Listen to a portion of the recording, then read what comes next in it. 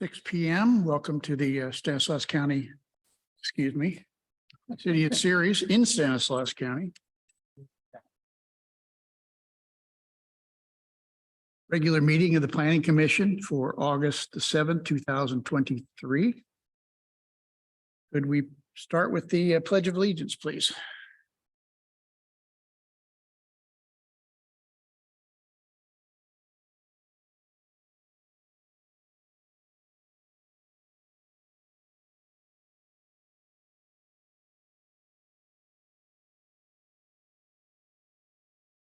Thank you. Roll call, please. Yes, please note that Commissioner Johnson is excused this evening. So we have Commissioner Del Nero. Here. Commissioner Jamu. Commissioner Otero. Here. And Chairperson Catchell. Here. Anyone have a conflict of interest declaration for anything on tonight's agenda? Seeing none, we'll move on to citizens communication. This is the part of the meeting for matters not included on the agenda. While the Planning Commission welcomes and encourages participation in Planning Commission meetings, adopted rules allow no more than 5 minutes for expression of non-agenda items. Matters under the jurisdiction of the Planning Commission and not on the posted agenda may be addressed by the general public. However, California law prohibits the Planning Commission from taking action on any matter which is not on the posted agenda unless it's determined to be an emergency by the Commission. Citizens are entitled to address the Planning Commission on any agenda item subject to a 5-minute. Anyone have this in the audience want to speak tonight? Please come forward. Good evening. Dave Prada series. Probably give this same speech to the series council meeting. But the rains were not kind. Yes, they filled the reservoirs. Yes, they flushed the rivers. Yes, the farmers and ranchers getting more water. It also destroyed crops and structures. But we have a bad problem. It seems like everybody's lawns are being taken over by foxtails. Spreading quick and it's killing the lawns. Some lawns I've seen they have mowed in months. The foxtails are a foot or higher. And I have those, they weed whack the lawns.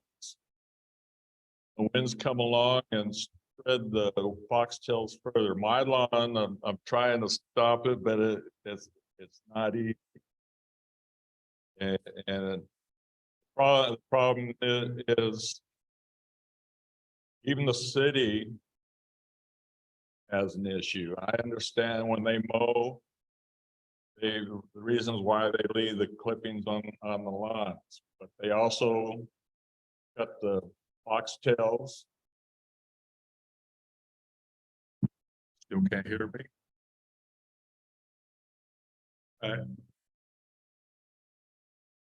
When they mow the lawn at the dog park and Neal Park, they're being overrun by foxtails, and sooner or later, we're not going to be able to take the pets because foxtails are not kind of pets.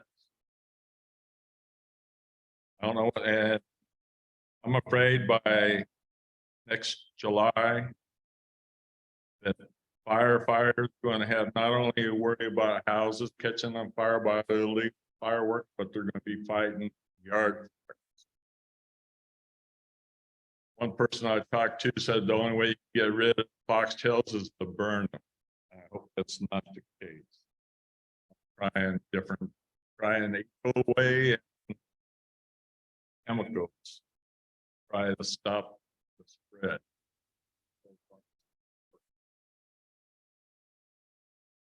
I hope that it's not just us. I know I go to my daughter's in Washington. She's got the same issue. She thinks her lawn's going to come back when it rains.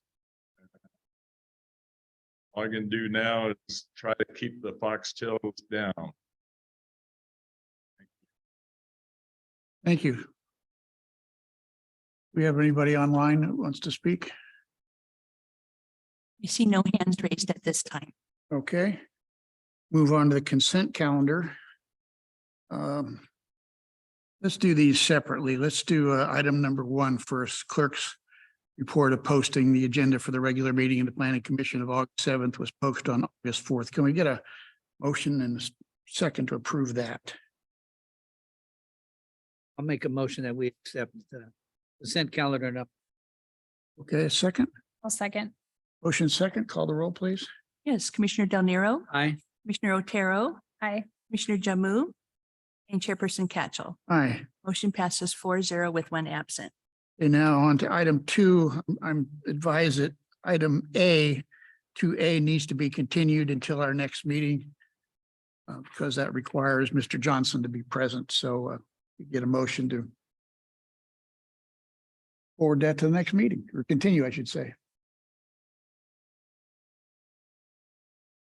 Motion for continuous, a second. I'll second. Okay, motion second. Yes, Commissioner Jamu. Aye. Commissioner Otero, Aye. Commissioner Del Nero. Aye. And Chairperson Catchell. Okay. Motion passes 4-0 with one absent. And now on to item 2B, which were the minutes for July 17th, 2023. We were all present on that. Could we get a motion to approve that, please? I'll motion to approve the minutes from July 17, 2023. Thank you. Motion second. Roll, please. Yes, Commissioner Otero, Aye. Commissioner Del Nero, Aye. Commissioner Jamu. Aye. And Chairperson Catchell. Aye, Motion passes 4-0 with one absent. thank you. The October 3rd minutes will continue on into the future sometime. Coming up on their 1-year anniversary. Or longer. Anyway, presentations, the main item on, in fact, the only item on our agenda tonight is item number 3. This is a preliminary report on the housing element update. That would come from the staff, I believe. Hi, this is Christopher Holm, Director of Community Development. We also have on our panel tonight, Andy Flower with EMC Planning Group. Andy, if you'd like to introduce yourself. Certainly. Hi, my name is Andy Flower, Principal Planner at EMC Planning Group, and it's a pleasure to be here. Thank you. Thank you. So I'm going to start a PowerPoint presentation, and we do also have a video on slide 4 that I'll switch to when we get to that point. And Andy, you can take it away from here if you'd like to explain the housing element and where we're at. Yes, I guess I didn't anticipate that I might not be able to see the presentation as you share it. I do have, oh, maybe I will. Okay. Thank you for that, Christopher.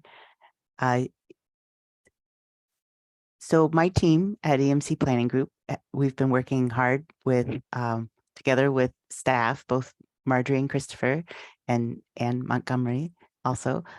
So we've been working hard to prepare our public review draft. And so tonight we're going to go through this agenda fairly quickly. We want to make sure there's plenty of time for questions if you have them. Some of you stayed after at that workshop meeting that we had not so long ago.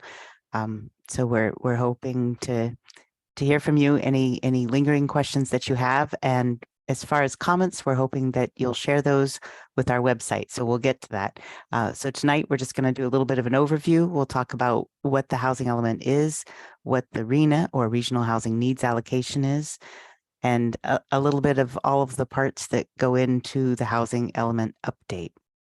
And then we'll wrap up with bringing you back to the website and helping you understand how you can share your comments and be an ambassador for this effort so that you can hopefully bring more people into the fold and so we can expand who is impacting this housing plan for Ceres in the next 8 years. Okay, Christopher, ready? So a quick overview. The general plan is probably something very familiar to you because it wasn't so long ago that you updated it, 2018, excuse me. And this is one chapter in that full document. So just like many of the other required chapters or elements, the housing element is required by state law for it to be updated every 8 years.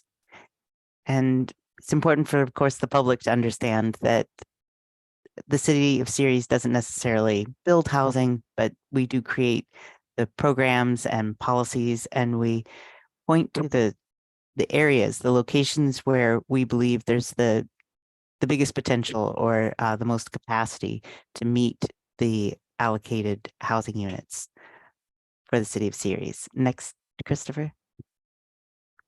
And now we'll start this video. This video is created by the State Housing and Community Development. And they did a great job of describing what the housing element is in the big picture sense. Thank you, Christopher. Before I start the video, I'd just like to mention to the people on Zoom that this video we tested on a previous Zoom. Based on the technology we have right now, the audio and the video might be a little choppy because it's coming from a website through Zoom, and there's pretty much no better way to do this, but we can have the video on the website as well. So if you'd like to follow up with us, I can help point you to that.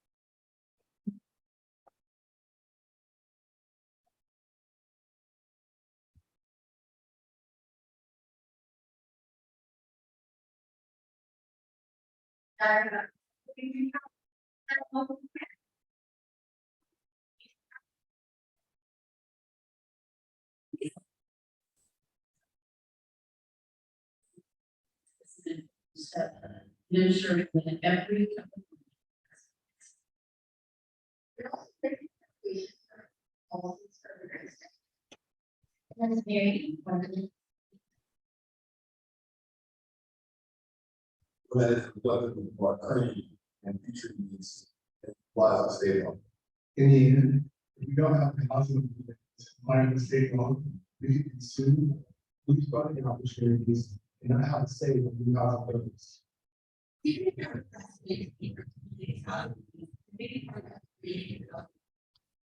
Wow, learn more about the housing process so that we can get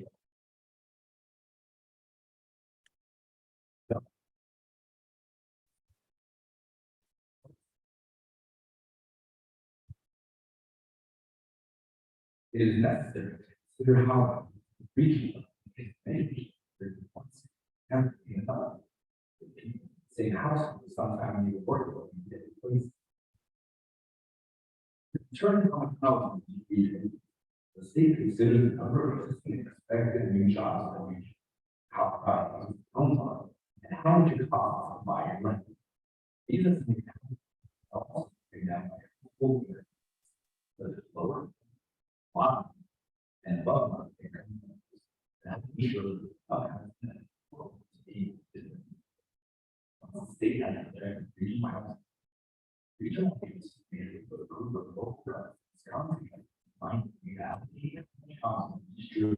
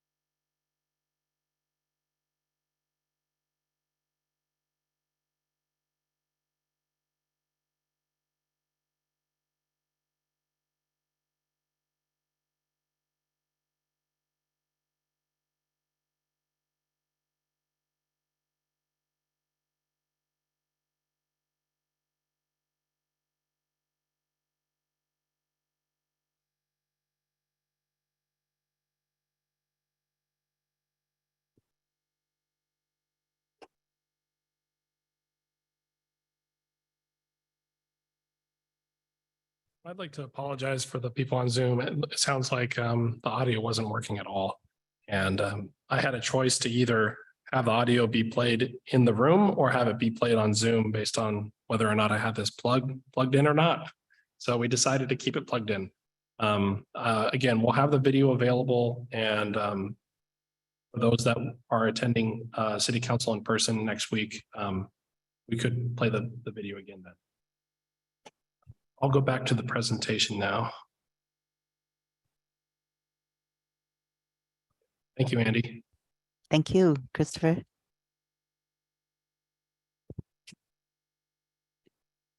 So in going forward with this sixth cycle housing element, it's important that we stay focused on enabling more affordable housing than we ever have before. And so it's helpful to first get on the same page about what affordable means. And generally the term means that if an apartment or if a mortgage is considered affordable, then it's not requiring more than 30% of the gross income to be spent on that housing, including utilities. And as we're able to create more and more affordable housing throughout all of California, then it attends to all kinds of goals, including these. It allows workers to live closer to their jobs, families to raise their children, family members with disabilities to be supported, and residents to age in place. It can also tie it back into other aspects of the general plan, not just for consistency, but also for shared goals. For instance, with climate change in being able to lower the vehicle miles traveled. Next slide, please. It's good to have numbers associated with what it is for there to be to understand who would qualify for affordable housing. You can see here on this table that a single person household with someone making minimum wage, that average income is about $32,000. And so that would qualify as a potential resident in a very low income affordable housing unit. Affordable housing is tied together with the AMI, or area median income standard. And so that's according to the county. And so part of what we do with our housing element is we hold a mirror to the community. We help you understand who it is that lives there in Ceres, and what is the makeup of the households that are living there in Ceres. And we can see that there's a majority owner household, just slightly, well, at 61%. That's actually rather high. Unemployment rate is also sadly a little higher than the average. Persons with disability, we can see that there's a relatively high population here. And so we want to make sure that the plan is attending to who we understand lives here. Next slide, please.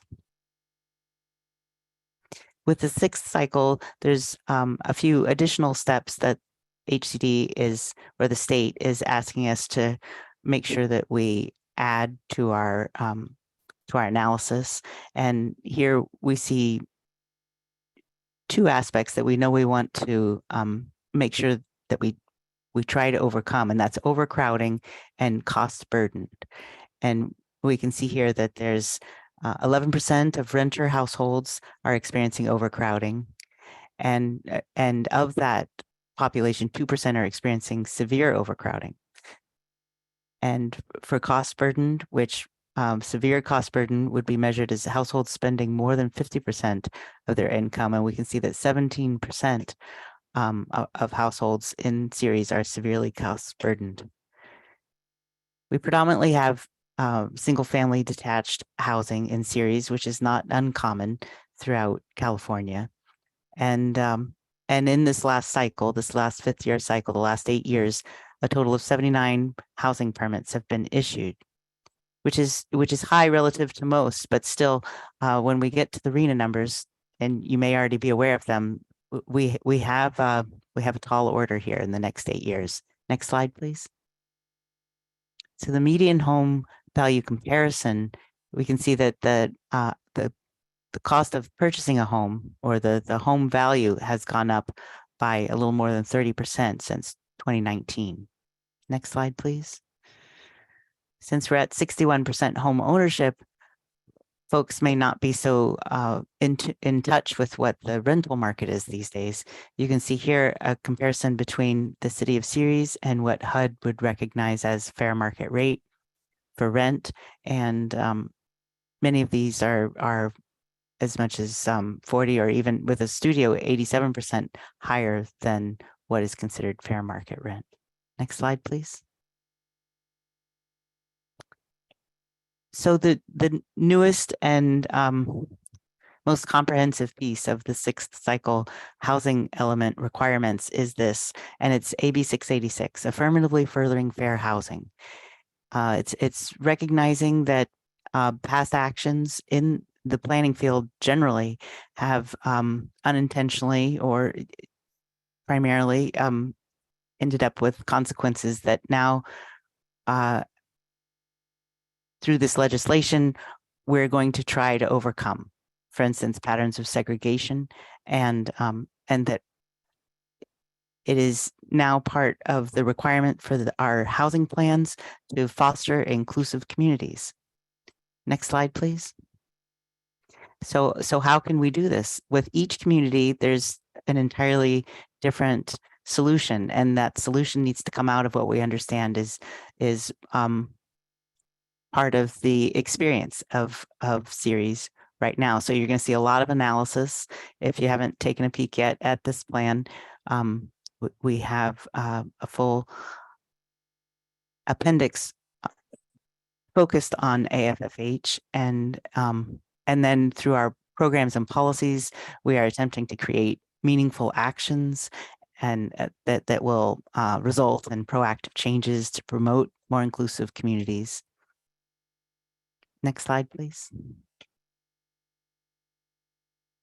It's also required that we look at not only what are the fair housing issues in each city, but what are the contributing factors. Further, the state asks us to prioritize those contributing factors. So it's sort of a series of analysis. So when we look at the fair housing issues, disproportionate housing needs, lack of diverse housing stock, lack of housing for special needs populations, then we can start to look at the contributing factors and see where they may overlap. As you can see in this presentation, we've got a QR code. In that last slide, we had a link. This presentation is available online. So if you want a deeper dive into each of these subjects, we have that available to you. Next slide, please. So this is where some of the contributing factors begin to overlap, and we can sort of break it down into, just a few sentences. So we know that in Ceres, there's a high level of cost-burdened individuals, and there's more workers than there are jobs. We've got a lack of diverse housing stock, a lack of affordable housing, and a lack of accessible units for individuals with disabilities. Next slide, please. So these are the ways in which we are attempting to create those meaningful actions. And one that we're especially excited about because we feel that there will be huge ripple effects, and that's pro-housing. And we're attempting to have the city of Ceres designated as a pro-housing community, because that has begun to be and will continue to be a prerequisite for a lot of the funding that's coming through the state right now for affordable housing. So we're hopeful that this will attract nonprofit builders who will make sure that as the ACE train comes and as Ceres might look a little different through this 10-year cycle, there might be a bit of a boom when it's just a matter of expectation. When there's a rail line, there typically comes a boom of development that follows that. And we want to make sure that as that housing gets developed in these next 10 years, that there's an ability for folks who have lived for generations in Ceres to continue to be able to afford to live there. So we're also attempting to clarify and expedite the permit processing procedures. We've worked closely with Christopher to understand what's there now and what can we put together that will work for the city of Ceres. And we want to make sure that there's education for fair housing so that people understand their rights and that they have access to correct anything that's not working well for them. Next slide, please. So the pro-housing designation, this is a brand new piece of legislation, a program through the state, and it's great to get in on the ground floor. And what we've needed to do in order to help Ceres be a strong candidate for this program is we've looked closely at all of the programs and policies, and we've aligned them with what we understand is required for this designation. So as I mentioned, this is becoming more often a prerequisite and certainly offers preference and in some cases additional points when participating in various state-funded programs and grant opportunities. Next slide, please. I want to make clear too, one thing that we're seeing is not just for the affordable housing, but also for the infrastructure that supports the affordable housing. So as I mentioned, it's at the ground floor. So there's all kinds of potential that this program and this designation can mean for the city of Ceres. So as we've developed this housing plan, we've positioned Ceres. It looks to us like you have about 36 points for a program that requires 30 points. So through the process of reviewing the housing plan or the housing element update, we would like for HCD to also be reviewing for this pro-housing designation eligibility. Next slide, please. I'm not going to read through all of these, but I just want to bring your attention to the types of programs that help Ceres become eligible for this program.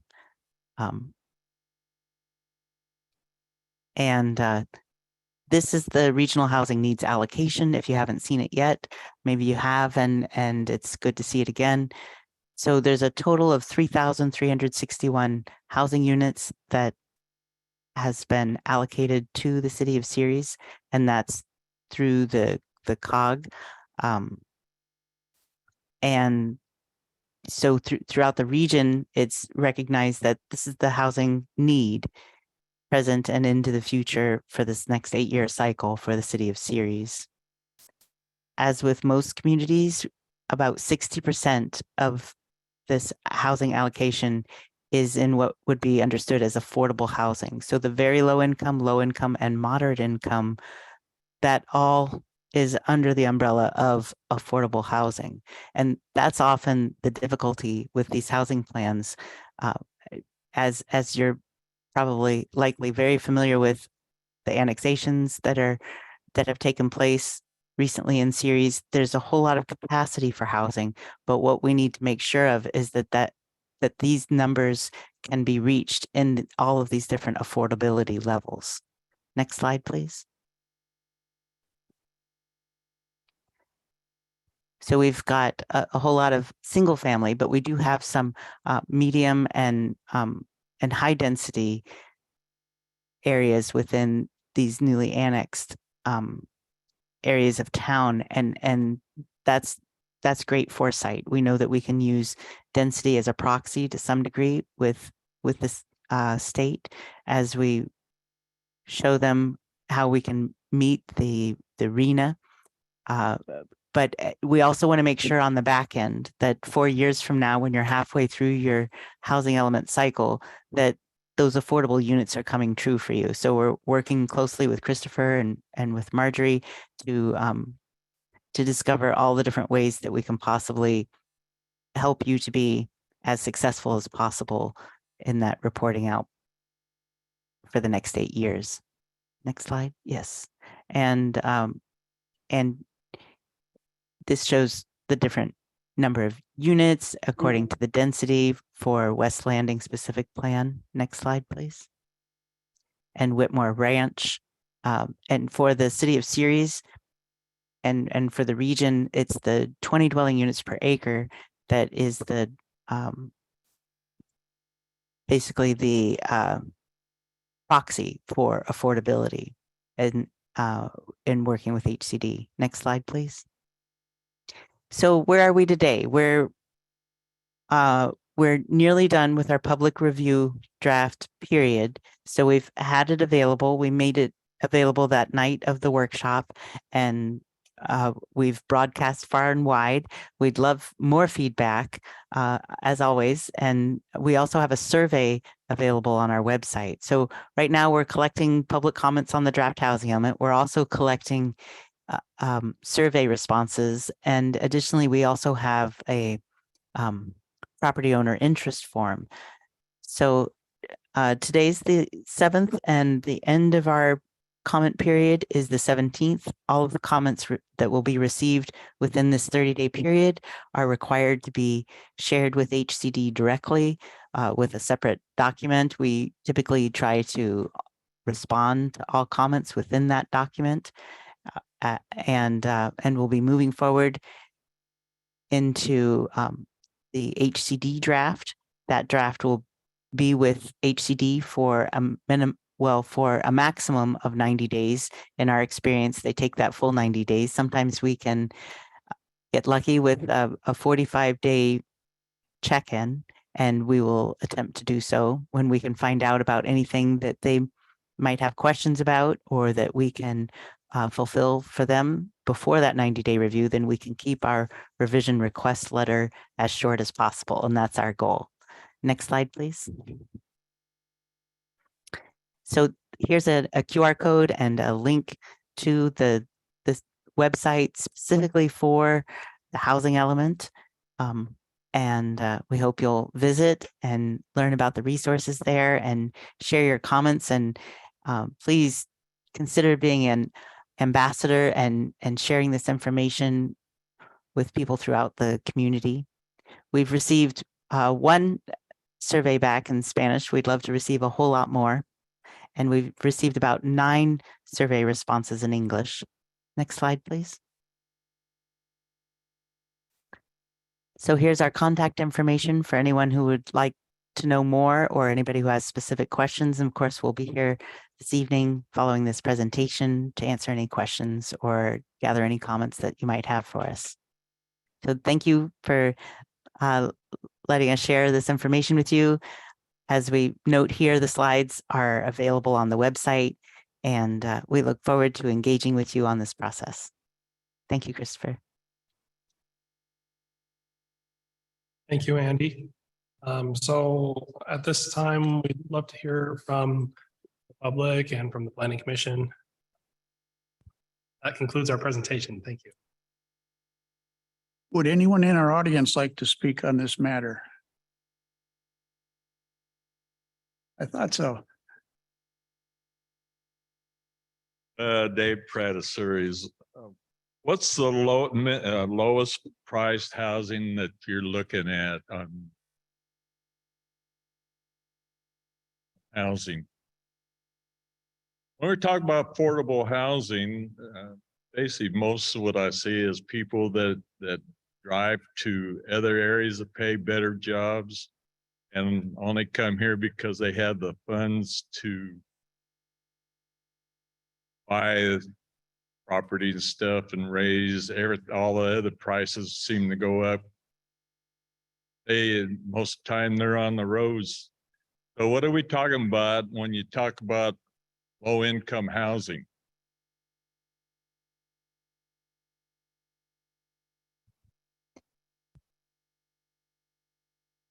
So I'll attempt to answer that. So there are several different affordability levels, and we recognize that for that very low, and certainly for the extremely low, and even for the low income housing, that often needs to be subsidized. So it would be, yes. So for instance, and we could bring that slide back up. If we were to look at what it is to be an employee earning minimum wage, that would put a person in a certain income category. There we go. So if you're a minimum wage worker living alone, you would earn on average a little over $30,000 a year. So that would place you in the very low income category. So the idea is that with subsidized housing, that individual wouldn't need to pay more than 30% of their income on housing, combined housing and utilities.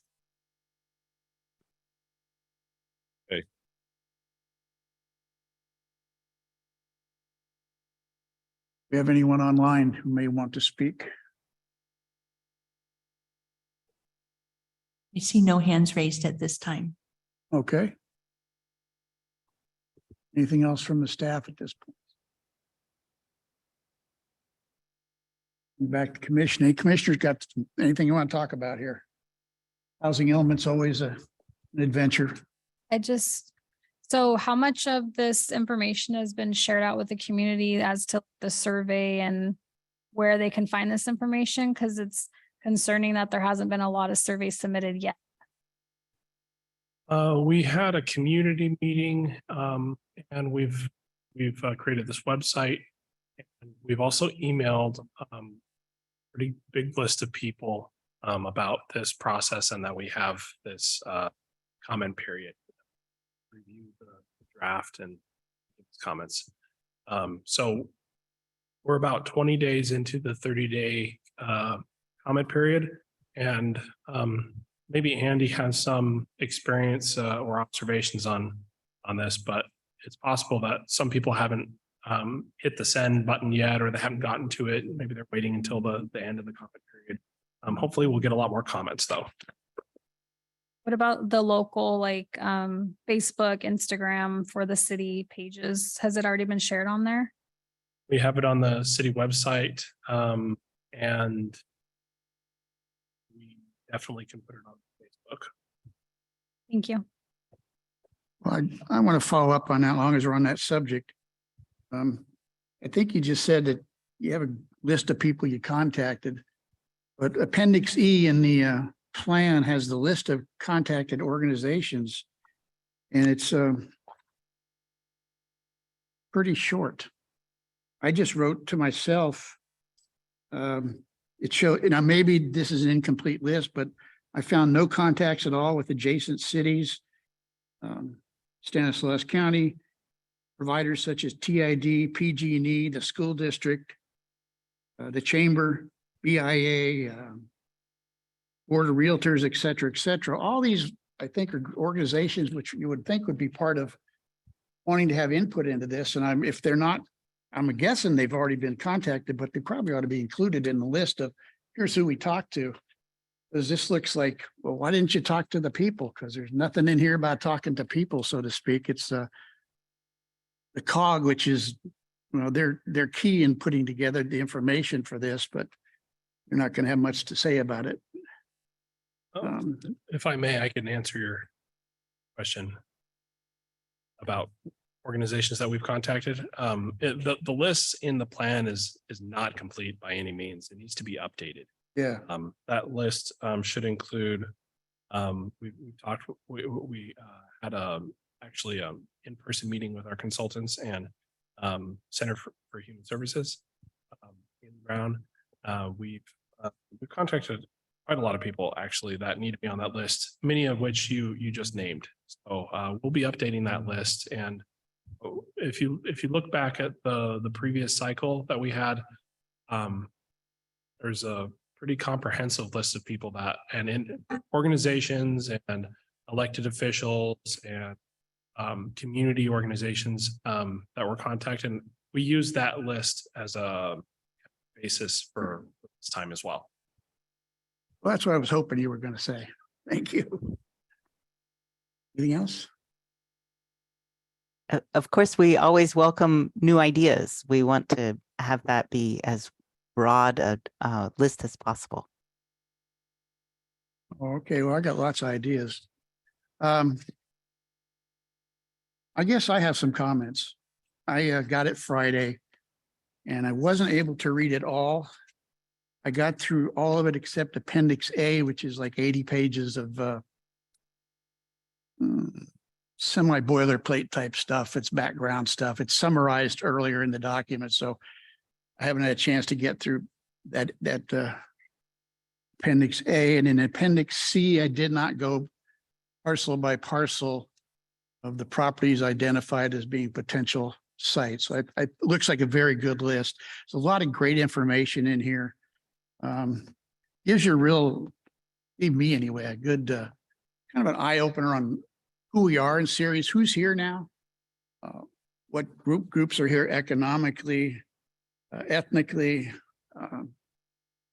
socially. I mean, it's a lot of good information that you can learn a lot about our city just by going through this.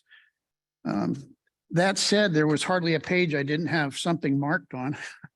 Some of that was nothing more than just underlining a key statement or saying good or that's okay. But I do have a lot of questions about it. And I'll just throw out a couple of things. I probably need to sit down with staff perhaps and go through this one-to-one. My comments are probably more geared that way than they might be. Have everybody sit here and listen to my nitpicking because nobody wants to do that. Neither does staff, but they might have to anyway. But anyway, just a couple of things. Could you tell me, as a consultant, as an expert in this, what's your point of view?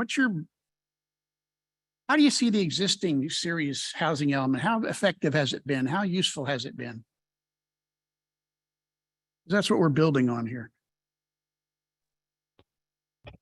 That's right. There's been some successful programs. Did you see, I believe it's Appendix D, where we've worked diligently with staff to acknowledge the programs and policies that have worked well and those that would need modification in going forward.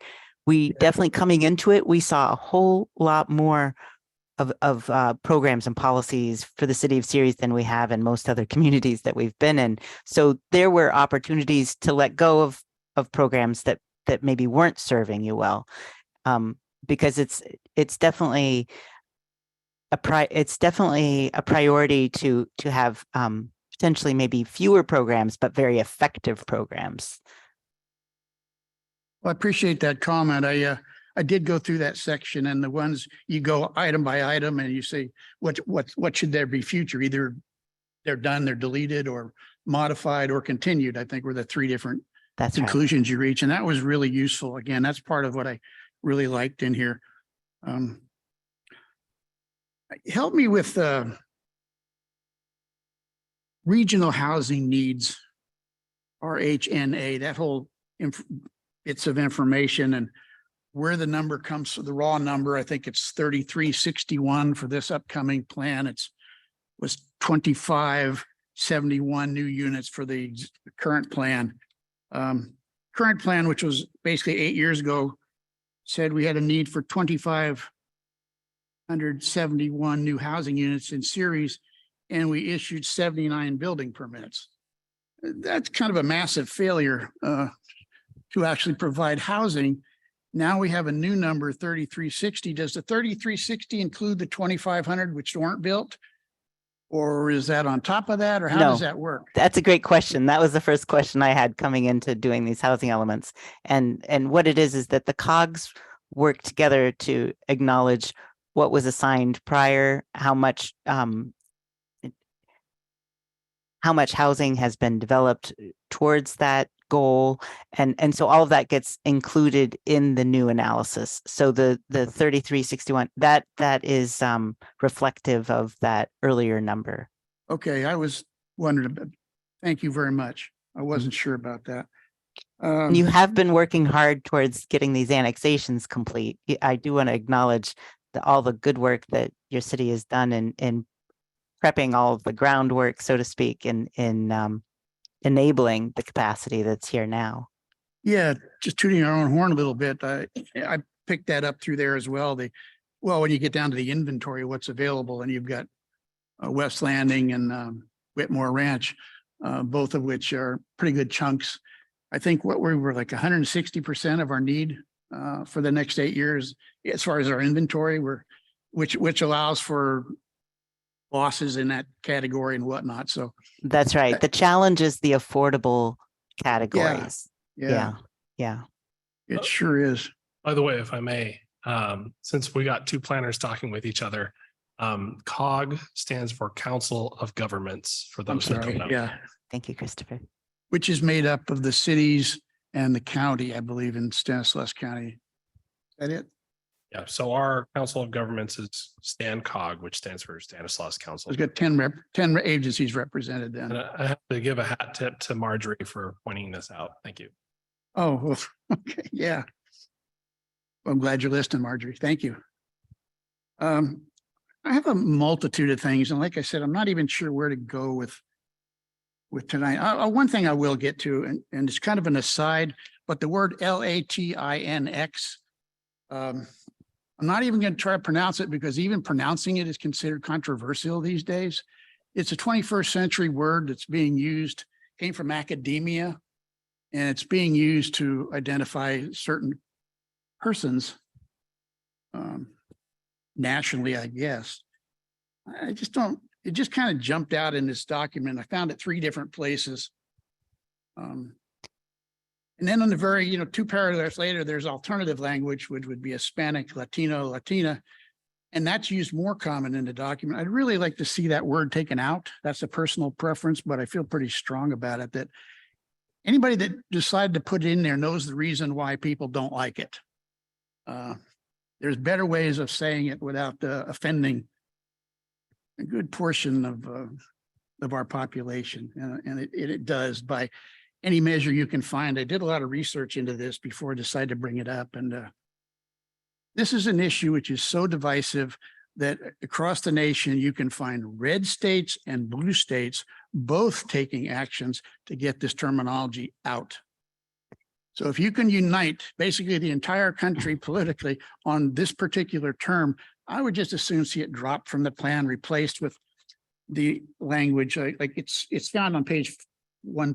Is that 5 or 6? That's 5.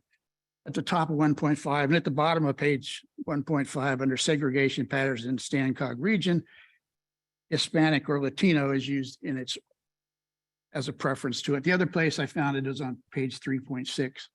And by the way, there's a typo on 3.6 toward the bottom. Used or, and I think you meant to use of. You'll see a sentence down there, or maybe it's vice versa of an or, but just on that page. Anyway, I don't want to go through all this stuff like this. Yeah. Give me your as a planner and with experience in doing these. Also, page 2.0. This is not Carmel by the Sea. This is Syria by Oh, the of river. of course. So, Yeah, course. we've caught some of those. yeah, I things. figured you did. Well, these are all kind of cut and paste documents. I used to be a planner, so I know how that works. Cut and paste is how you make your career. That's what you do. You take what you've written, you change the names, you change the numbers, and you put it somewhere else. And that's what you do. We all did. You put that in there just to make sure people are reading it and paying attention. Yeah, I was reading I'm it. kidding, but no, we caught that as well. Thank you. No, but no, I just smiled when I saw that because I figured it was sort of a cut and paste kind of a thing. And I saw that, yeah. Carmel, that's pretty all cotton we're hanging in there with. Not sure what we have in common with them. I'm guessing Airbnbs aren't the same issue they are there as they would be here in Ceres. A little bit different. Anyhow, I digress. I think maybe what I'll do is just meet with staff here as he's offered to do and go over stuff. Because as you can see, my comments range from the ridiculous to the looking at things in the nth degree. And I, like I said, I didn't get to finish Appendix A. I just did the best I could with the time I had, but I've got a lot of things and I think they'll probably be questioned. Questions will come out. There's some numbers I didn't understand. At one point, we've got a housing unit growth trends by jurisdiction for the last 9 years, last 10 years. That's on page 3-1 or 3-11. And it says we lost 478 units, and I didn't know what that meant. You may not be prepared to respond to that right this minute, and I don't blame you, but I just didn't understand where 478 units went. These theoretical units are real units. I mean, I didn't know what it was. Thank you for bringing it Anyway, up. We've taken note. Yeah, I've got a whole bunch of stuff and I do this and then I try to read my own writing and I can't read my own handwriting. So that's not helping me here either. But overall, I think there's a lot here. I guess the question I wanted to ask you is, and this is a bit of a trick question. I'll let you respond, but what's the purpose of the housing element update? What are the bottom line goal of this city or any city? You're not picking on anybody. Sure. Yeah, that's a great question. Well, it's in my humble perspective from doing several of these, I would say it's three-pronged. It's to make sure that there is capacity and that we take away any hurdles that are that we can overcome. It's making sure that the programs and policies are in place so that we can incentivize and bring forward as much housing as possible. And then the third is this new piece that gets woven into both of those, and that's AFFH, making sure that fair housing is accessible. Okay, thank you. Yeah, If I, yes, if I sir. may add one more thing, Sure. not only that, but there's a state law that requires us to adopt a housing element, and there are some consequences for not doing so. Yeah, see, he thinks like I do. I was just about to say, the cynic in me would say the goal of this is to get HCD to approve it. Because once HCD approves your housing element, you just kind of push it aside. You used to put it on the shelf. Now you kind of leave it online somewhere and don't touch it for 8 more years until you get around to it again. But saying that, I will then come back the other direction. I really liked the programs that you have come up with in here. That I thought was the section of this document, which I would point people to as it's really the guts of it. It's kind of like the Yes. mitigation monitoring plan in an EIR is what That's it right. amounts to. That's right. And the programs in there, particularly, I think item 1.9 had a whole bunch of them in it. And that seemed like that was sort of the crux of the whole thing to make things work. One comment I do have, and this is just for the city of Ceres, I guess, and the programs have implementation dates and they start at December 2024, then That's right. 25 and 26.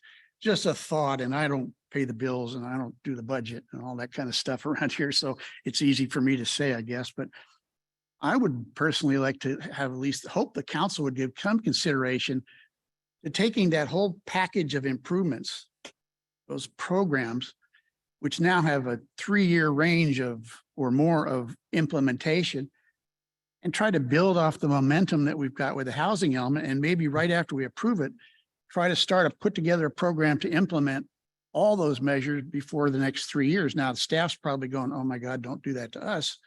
But one, we're not being beat down with applications. This is our 5th meeting all year or something, and we're not seeing a whole lot of applications. And two, these measures look to me, and maybe these come out of your experience with other communities. I don't know. I imagine they do. Put them together as a single unit, adopt them in a year. Then you don't have to come back over the next 3 years and say, oh, well, we're back with some more of those measures. And do you like these and do you like those? Just as a momentum swing, I would just like to see, let's get this adopted and approved by the state, kind of the whole point, and then make it work as soon as we can, if possible. If it's not possible, I don't know. And I don't know what amount of funding that job would take. I'm not involved in that level of planning, but I would just like to see that as something to use this to build on.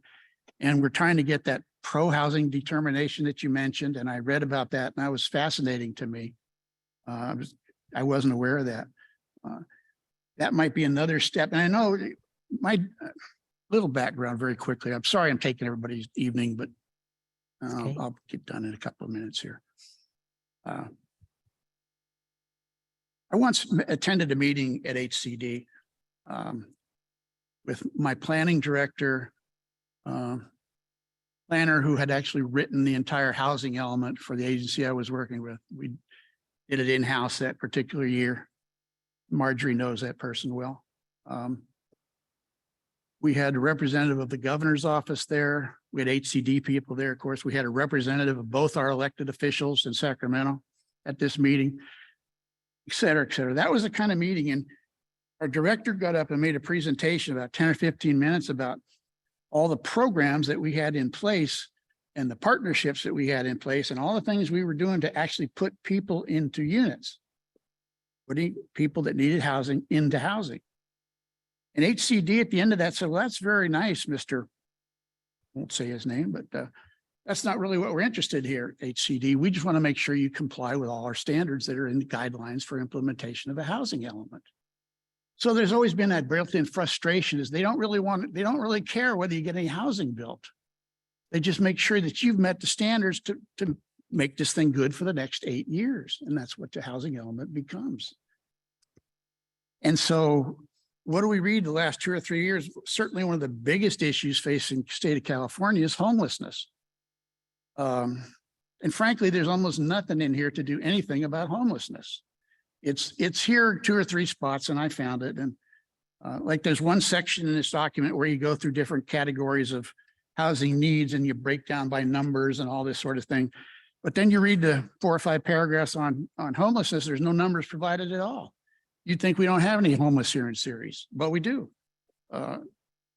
City of Modesto had a homeless camp underneath the bridge leading between Modesto and Ceres a year or so ago. That was a big thing. It's not even recognized in here as a need. I guess I don't have answers. I'm like everybody else in California. It's like, what do we do with this problem? It's gotten beyond. Nobody seems to have answers, and I certainly don't. I don't know. I just would like to. More attention could be paid to it, I think. And I don't even know what that should be. I get the impression this is being written to get it approved by HCD. And that's what your goal is to do. And that's what we have to do is get it approved by HCD. But to actually make it a useful, meaningful document, I think it needs a little bit more.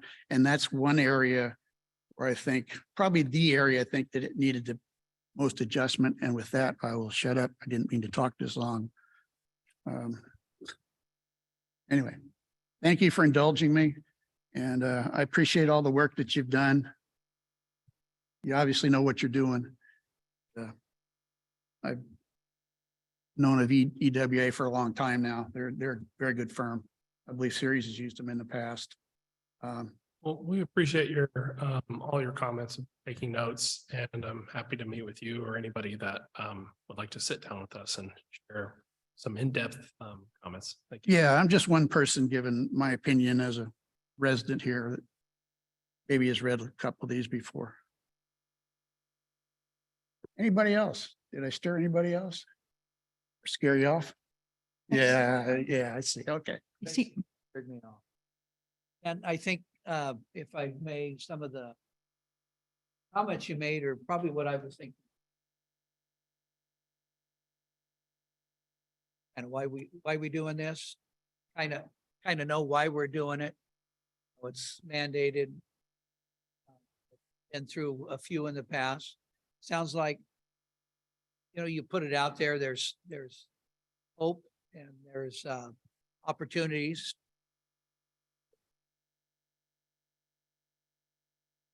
That's what's kind of scary, it's just, especially for new people. Well, I think it does a really nice job of finding what Ceres is, what our situation is like here, the people that are here, and the limitations of what the government can do for them. Because there are limitations and the whole constraints analysis, that's what that section's about. And it goes into a great deal of detail. I was really impressed with how much detail this went in. I thought, geez, it's 280 pages long. What in the world's in there? Now I read and I go, okay, yeah, I get it. Anything else? Anybody online want to say anything? I see no hands raised at this. Okay, well, I guess I'll go back to, Excuse me, Marjorie raised her hand. So Marjorie Blum, would you like to speak? Good evening, commissioners. Can you hear me okay? yes, Okay, great. I'm actually on my way to Ceres tomorrow And appreciate the comments. We are still working on many of the sections. And I wanted to give an update. That contact list is currently being worked on, and I need to still share it with Andy and his team and Christopher. And we are also reaching out personally to different organizations and people that have commented before, using the list also that we used with the general plan. And we want to make sure that the housing element is consistent with the general plan as well. And if you need somebody to meet with you and Christopher allows it, I'm there this week. And or any other time if other people want to reach out to. And so thank you all for your assistance and appreciate your comments, Bob. Oh, Glad you're there, Marjorie. Chairperson Catchell, excuse me. Oh, that's right. Yeah, that's right. We were co-workers for a long time, so. Okay, anybody else got anything to add on that matter? If not, we'll look at public hearings on our agenda. There are none. New business, none. Public meetings, none. Unfinished business, none. Matters initiated by the Planning Commission and staff, nope. Reports. Any commissioners got anything to report on? Anything new going on, Gary? No? Anything old? Just you and me? Okay. Got anything going? Okay. Nothing new. Preparing the kids to go back to school next week for series districts. So we'll hope for a great year and safe one. Yeah, I do hope they have a good year. Chairperson, I talked enough. City attorney, anybody from city attorney have anything to say? Apparently not. Hello. There you go. Hi there. City Hi. Attorney's Office. We have nothing to report. We enjoyed the presentation this evening. Okay, thank you. City staff, anything to report? Any news or? Nothing to report. Thank you. Nope. Okay. I guess the next thing we will do is adjourn to our next meeting, which is scheduled for August the 21st, 2023.